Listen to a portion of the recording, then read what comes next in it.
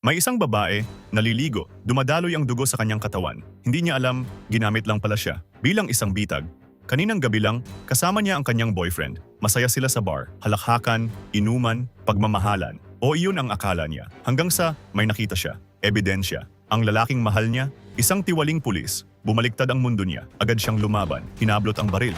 Pero mas malakas ang lalaki, napaatras siya. Hanggang sa masakal siya, unti-unting nawawala ang hininga, lumalamig ang katawan. Ito na ang katapusan niya. Pero bigla, isang baril nakatutok sa ulo ng lalaki. Lumabas ang isang misteryosong tao. Balikan natin ang action crime thriller movie na Sicario.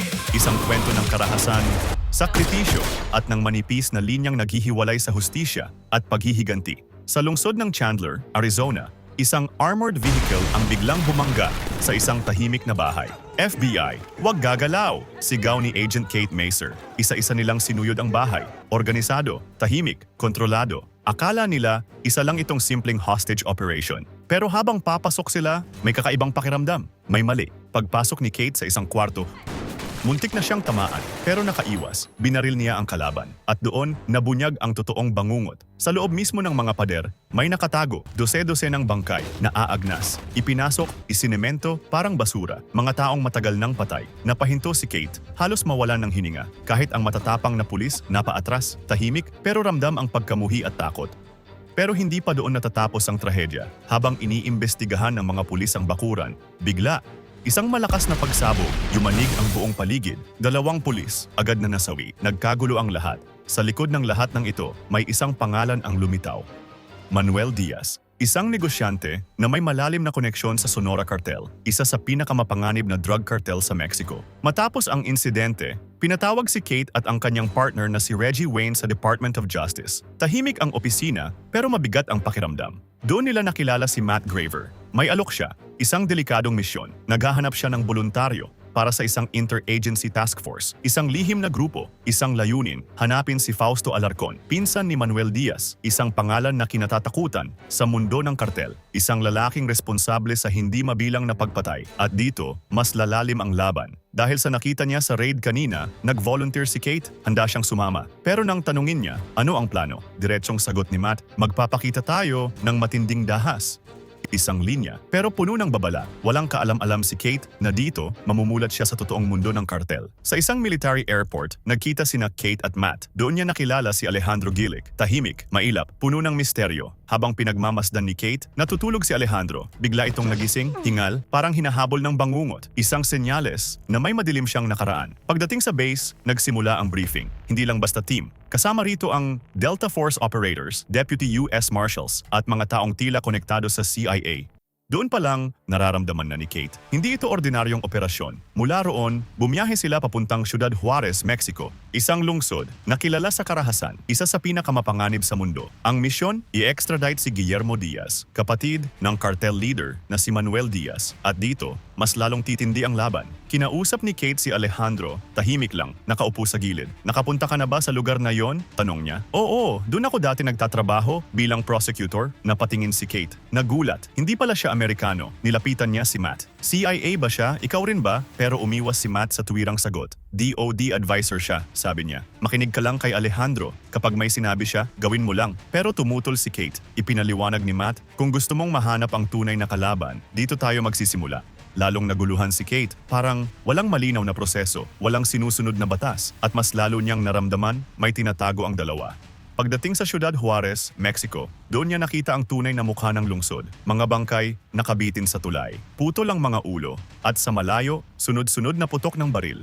Pero ang mas nakakatakot, parang wala nang may pakialam. Sanay na ang mga tao. Tahimik, pero mabagsik. Sa courthouse, mabilis ang kanilang galaw, eksakto, walang sablay. Nakuha nila si Guillermo Diaz at agad siyang isinakay sa convoy ng mga armored vehicles, pabalik ng Amerika. Pero alam ng lahat, hindi pa tapos ang peligro. Naipit ang convoy sa matinding traffic jam sa border. Walang galaw, tahimik, pero mabigat ang hangin. Napansin ni Alejandro, may kakaiba, may paparating na panganib. Ilabas mo ang service weapon mo, mahina niyang sabi kay Kate. Agad na kinabahan si Kate. may isang sasakyan, puno ng mga armadong lalaki. Unti-unting umiinit ang sitwasyon. Sa radyo, may nagtanong, ano ang rules of engagement natin dito? Hindi tayo pwedeng bumaril hanggat hindi sila ang unang nagpapaputok. Mas lalong nabahala si Kate. Alam niya, wala silang jurisdiction dito. Hindi ito teritoryo nila. Biglang bumukas ang pinto ng kalaban. Agad kumilos ang Delta Force. Lumabas sila sa convoy at pinalibutan ang mga target. Sigawan. Tutok ang baril. Isang maling galaw lang, pwedeng sumabog ang lahat at bigla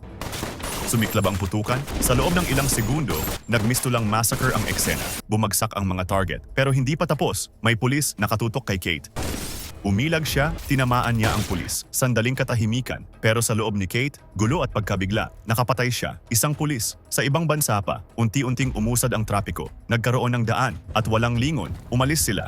Tahimik, walang naririnig na balita sa buong pangyayari. Pero si Kate, hindi na siya tulad ng dati. Pagbalik nila sa Amerika, hindi na napigilan ni Kate ang sarili. Illegal ang ginawa natin, sigaw niya kay Matt. Basta na lang kayo nagpapaputok, parang walang sibilyan sa paligid. Mabigat ang hangin. Galit, gulat, takot, pero kalmado si Matt. Matigas ang boses. Nandito tayo para guluhin ang kartel. Diretso, walang konsensya. Habang nandito ka, matuto ka. Yan ang dahilan kung bakit ka kasama. Natahimik si Kate, pero sa loob niya, lalong gumulo ang lahat. Sa labas ng base, naghihintay si Reggie. Nandoon siya para sunduin si Kate. Pero pagdating niya, napahinto siya. Hindi lang si Kate ang kasama. Nandoon sina Matt at Alejandro. Tahimik, pero mabigat ang presensya. May isa pa tayong pupuntahan, sabi nila. Lalong dumami ang tanong ni Kate at pati si Reggie. Napapaisip na rin. May mali, ramdam nila. Parang maraming illegal na nangyayari. Walang malinaw na proseso, walang maayos na paliwanag. At higit sa lahat, parang hindi na batas ang sinusunod ng grupo. At dito, mas lalo pang lalalim ang dilim. Hindi na kinaya ni Kate. Diretsahan nilang tinanong si Matt. Sabihin mo sa akin ang totoo, kung hindi, aalis ako. Tinitigan lang siya ni Matt. Pagkatapos, malalaman mo pagkatapos ng interogasyon. Sa interogasyon kay Guillermo Diaz, may nabunyag, may ginagamit ang cartel na tunnel. Isang lihim na daanan para ipuslit ang droga. Kailangan nila itong mahanap. Pero para kay Kate, hindi pa rin sapat. Marami pa rin ang kulang. Marami pa ring itinatago. At doon, nagsalita si Matt. Kalmado, mabagal. Gagawa kami ng sapat na ingay para mapilitang bumalik si Manuel Diaz sa Mexico. At kapag bumalik siya, makikipagkita siya sa boss niya. Ito na ang totoo. Ito ang plano. Kapag nangyari yon, dagdag ni Alejandro, malalaman natin kung nasaan ang lokasyon niya. Isang pangalan ang binanggit, Fausto Alarcon. Ayon kay Alejandro, si Alarcon ang nasa likod ng mga pagpatay, kidnapping at walang katapusang karahasan sa Mexico. Libu-libong buhay na ang nasira dahil sa kanya. Para kay Alejandro, ang paghahanap kay Alarcon parang pagtuklas ng lunas sa isang nakamamatay na sakit. At dito, nagsimulang maintindihan ni Kate, hindi lang ito operasyon, ito ay digmaan. Para pabagsakin ang operasyon ni Manuel Diaz, tinamaan ng task force ang pinakamahalagang bagay sa isang kartel, ang pera. Hinuli nila ang money launderer ni Manuel Diaz. Sa loob ng operasyon, may natuklasan sina Kate at Reggie sa bangko, mga dokumento, mga ebidensya, sapat para makabuo ng legal na kaso laban kay Diaz. Para kina Kate at Reggie, ito na yon, ang tamang paraan. Pwede na natin siyang hulihin na legal, iniisip nila. Pero biglang pinatigil sila ni Matt. Hindi iyon ang layunin. Para kay Matt, hindi mahalaga ang paghuli kay Manuel Diaz. Ang mahalaga, piliting bumalik si Diaz sa Mexico. Doon, haharap siya sa mas malaking target. Ang tunay na boss, si Fausto Alarcon. Pero wala tayong jurisdiction sa Mexico, pilit ni Kate. Hindi niya iyon matanggap. Umabot ang reklamo niya sa kanyang boss. Ano ba ang gusto mong mangyari? Tanong nito. Gusto ko lang, sumunod tayo sa tamang proseso. Sagot ni Kate, sandaling katahimikan. Pagkatapos, ipinaliwanag ng boss niya. May mas malaking plano. May mas mataas na utos na kailangan nating sundin. At doon, muling bumagsak ang loob ni Kate. Pakiramdam niya, wala na siyang kontrol. Wala nang malinaw na tama o mali. At unti-unti niyang naiintindihan. Sa mundong ito, hindi lahat ng laban dinadaan sa batas. Habang binibigyang isip ni na Kate at Reggie ang lahat ng nangyayari sa task force, nagpasya silang magpahinga muna. Isang bar, tahimik, mababang ilaw. Kahit saglit lang, para makahinga. Doon, ipinakilala ni Reggie si Ted, isang pulis mula sa Phoenix. Matagal na niyang kakilala. Mukha itong mabait, kalmado, mapagkakatiwalaan. Agad naging komportable si Kate. Parang normal ang lahat. Sa wakas, habang tumatagal ang usapan, unti-unting lumalim ang koneksyon. May tiwala, may ngiti, may katahimikan. Hanggang sa may napansin si Kate, isang detalye. At doon, biglang nagdikit-dikit ang lahat ng piraso ng palaisipan.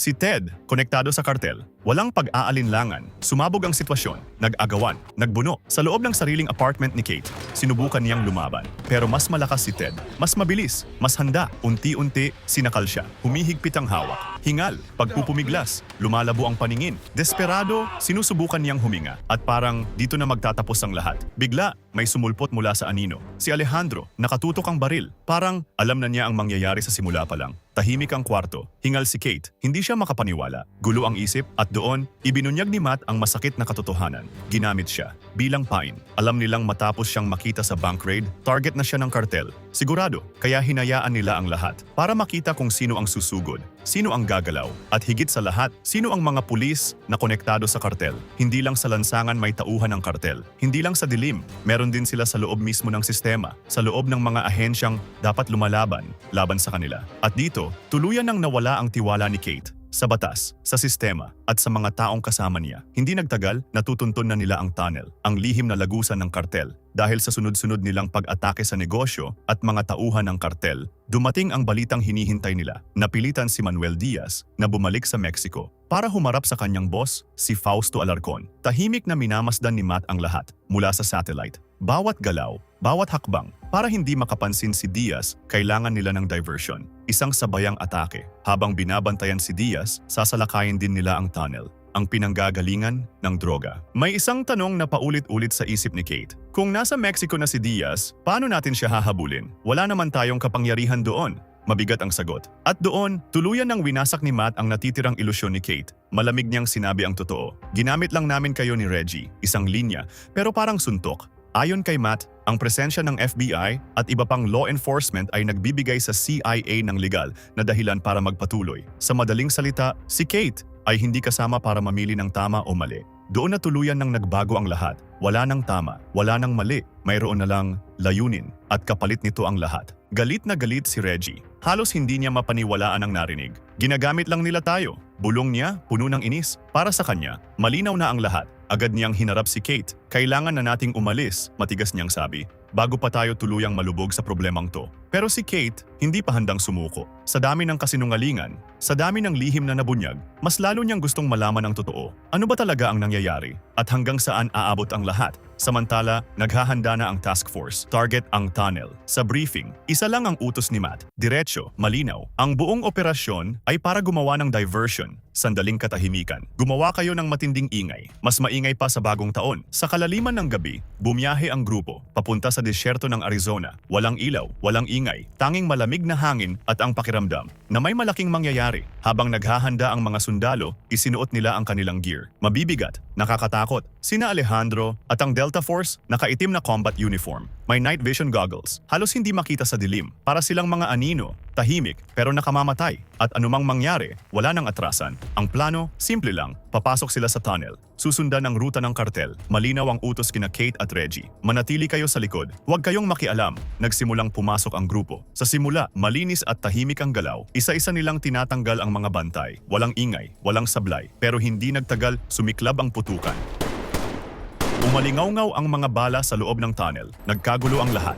Sa gitna ng kaguluhan, may napansin si Kate. Ibang direksyon ang tinahak ni Alejandro. Walang pag-aalinlangan, sinundan niya ito. Isang pulis, mabilis nitong ibinababa ang mga droga sa kanyang sasakyan. Halatang kinakabahan. Naririnig na rin nila ang putukan mula sa loob. At bago pa siya makagalaw, isang putok. Bumagsak ang kasama ng pulis, galing kay Alejandro. Medellin? Tanong ng pulis. Natataranta. Pero hindi siya nag-iisa. Nasa likod niya si Kate. Agad siyang kumilos. Pinigilan niya si Alejandro. Mukhang balak ni Alejandro dukutin ang pulis. Pero bago pa matapos ang lahat, bigla, diretso sa dibdib ni Kate. Bumagsak siya, hingal, nagulat, at sa isang iglap, nagbago na naman ang laban.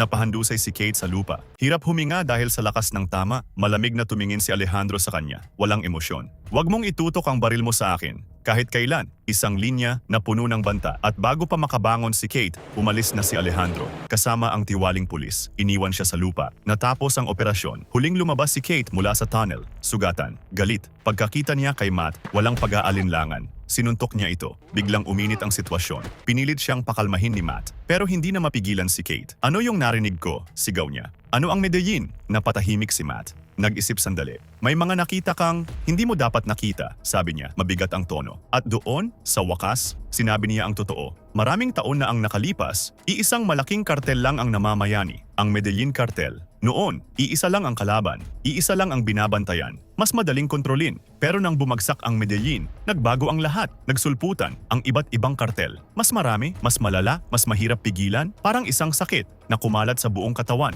At ngayon, hindi na sapat ang batas, hindi na sapat ang proseso. Kaya para sa kanila, kailangan ng baguhin ang laro. Kahit pa malabag ang lahat, ang totoong misyon, hindi droga, kundi ang pinakaulo nito. Ang target, si Fausto Alarcon, ang leader ng Sonora Cartel, at si Alejandro, siya ang gagawa nito. May isa pang katotohanan na bumulaga kay Kate. Mas mabigat, mas personal. Si Alejandro ay nagtatrabaho sa Medellin Cartel. Pero hindi lang iyon ang dahilan kung bakit siya narito. Si Fausto Alarcon, ang mismong taong nagpapatay sa kanyang asawa, pinugutan, walang awa, at ang kanyang anak, isang inosenteng bata, itinapon sa asido. Para kay Alejandro, hindi ito operasyon, hindi ito trabaho, isa itong personal na digmaan, isang misyon para sa hustisya, para sa pamilya niya na hindi na kailanman makakabalik. Sa Mexico, sinundan ni Alejandro si Manuel Diaz. Sa gitna ng daan, pinatigil niya ito, walang salita. Bumagsak ang pulis, ginamit niya si Diaz bilang susi para mahanap ang pinagtataguan ni Alarcon. Dahan-dahan, bumukas ang gate, tahimik ang paligid, pumasok ang sasakyan, huminto, lumapit ang mga gwardiya, at bigla, isa-isa silang bumagsak. Tuloy-tuloy si Alejandro, walang atrasan, walang takot. Pumasok siya sa isang marangyang bahay, malinis, tahimik, mayaman, pero sa loob, naghihintay ang dugo. Ito na ang pinakamatinding eksena, ang huling yugto ng kanyang paghihiganti. Natagpuan niya si Fausto Alarcon, kasama ang kanyang pamilya, kumakain ng hapunan hanggang sa biglang nagbago ang lahat. Nabigla ang pamilya, hindi nila alam kung sino ang pumasok. Si Alejandro, dahan-dahan siyang umupo sa mesa, parang bisita, pero dala niya ang kamatayan. Tumingin siya kay Alarcon, malamig ang boses. Bawat gabi, may mga pamilyang pinapatay dahil sa'yo. Pero heto ka ngayon, kumakain ng payapa, nanginginig ang hangin. Walang gumagalaw. Sinubukan ni Alarcon magsalita, magpaliwanag. Pero bawat salitang lumalabas, mas lalong bumabalik sa isip ni Alejandro ang kanyang asawa, ang kanyang anak, ang sakit, ang galit. Nagkatinginan sila at sa mga mata ni Alarcon, tanggap na niya. Alam niyang ito na ang katapusan, pero hindi ganoon kadali, hindi ganoon kabilis. Bigla, napahinto ang mundo. Nanigas si Alarcon. Sa harap niya, ang kanyang pamilya, nakahandusay na. Wala ng buhay. Doon niya naramdaman ang tunay na sakit, ang mawalan ng mahal sa buhay. Nagsalita si Alejandro, malamig, walang awa. Tapusin mo ang pagkain mo. Bigla, wakas, tahimik, pero ramdam ang bigat ng paghihigante. Bumalik si Kate sa Phoenix. Bitbit niya ang galit at matinding pagkadismaya sa buong operasyon, sa sistema, sa lahat. Pero hindi pa tapos si Alejandro sa kanya. Bigla, nagpakita siya sa apartment. Hawak ang baril ni Kate. Umupo ka. Malamig ang boses, para kang maliit na bata kapag natatakot. Saglit siyang tumigil. Tumingin kay Kate. Naaalala ko ang anak ko, sayo. Tahimik ang paligid, pero ramdam ang bigat. Inilapag niya ang isang dokumento, isang kasinungalingan. Pinapapirma niya si Kate na nagsasabing legal ang buong operasyon, na naayon ito sa batas. Pero alam ni Kate, hindi iyon totoo. Hindi siya pumayag. Lalabas na magpapakamatay ka lang, Kate, sabi ni Alejandro. Nakatutok sa ulo ang baril niya. Walang takas, walang tulong, mahabang katahimikan, hingal, takot, pagdududa. Sa huli, napilitan si Kate. Pumirma siya. Dahan-dahang kinuha ni Alejandro ang papel. Tapos, humarap sa kanya.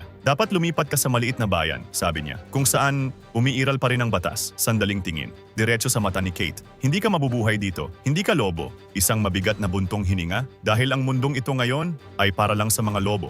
Isang linya. Pero sapat para tuluyang mamulat si Kate sa katotohanan, sa dilim, at sa mundong wala nang lugar para sa kanya. Lumabas si Alejandro sa apartment. Tahimik hanggang sa huminto siya, marahang lumingon. Nakita niya si Kate, nakatutok ang baril. Diretso sa kanya, sandaling katahimikan, pero hindi niya nakalabit ang gatilyo. Sa kabila ng galit, takot at pagkamuhi, hindi pa rin niya kayang pumatay ng malamig. Tahimik na tumalikod si Alejandro at naglakad palayo. Wala nang salita at naiwan si Kate, mag-isa. Bit-bit ang katotohanan. Sa digmaang ito laban sa kartel, may isang bagay na malinaw. Minsan, ang mga lumalaban sa mga halimaw, unti-unti ring nagiging halimaw.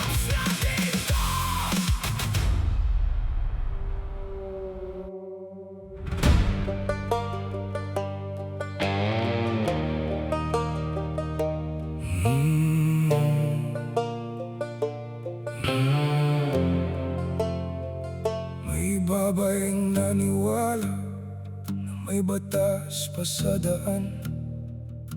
May badge sa dibdib at tiwalang pinanghawakan.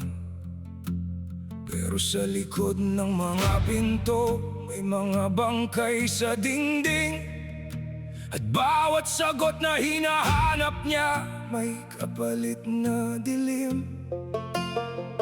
Naglakbay siya sa hangganan kung saan dugo ang batas. At ang tama at mali parehong naliligaw ng landas. Habang humahaba ang daan, may katotohanang sumisigaw.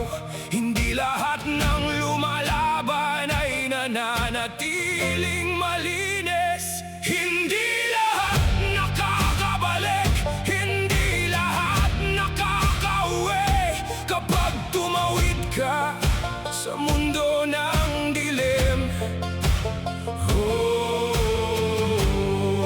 hindi ka na makakabalik kahit gustuhin mo pa.